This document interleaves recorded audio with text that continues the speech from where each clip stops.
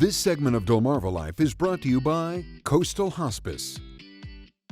Navigating the grief that comes after the loss of a loved one, well, it can be a challenging process. Part of this is because grief is unique to each individual. But when those emotions begin to interfere in someone's life circumstances, it's time to get help. In recognition of November being National Hospice Month, Coastal Hospice is hosting a gathering to raise awareness about how you can get that important help when things seem bleak. Joining us this afternoon, this is Alvin Harmon. He's the Director for Spiritual Bereavement and Supportive Services with Coastal Hospice. Thank you so much for joining us today. Thank you for having me. So, describe to us what you do. So in general, our program has what we call free offerings for grief support to the entire community. That's the 4 counties we serve: Worcester, Wycomico, Somerset, and Dorchester. Okay. Our program actually is designed to support families who have lost a loved one that are on hospice services. But we also offer to the community at large these other memorial gatherings that we have annually in each of those 4 counties. So expand on that. How do you support people who are grieving?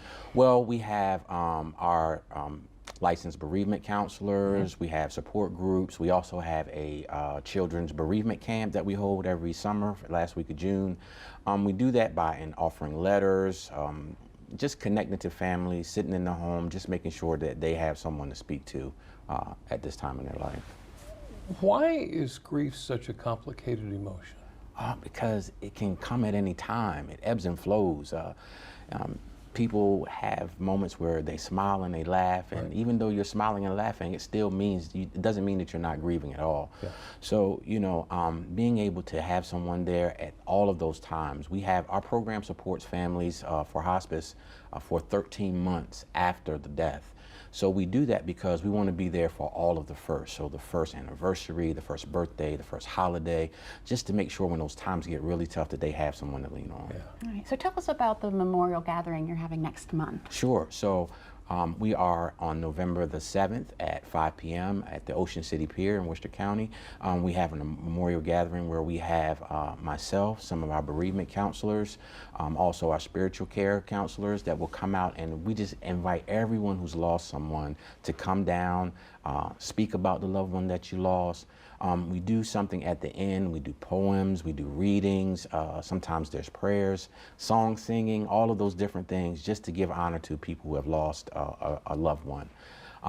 At the end of that, we do what we call a shell ceremony.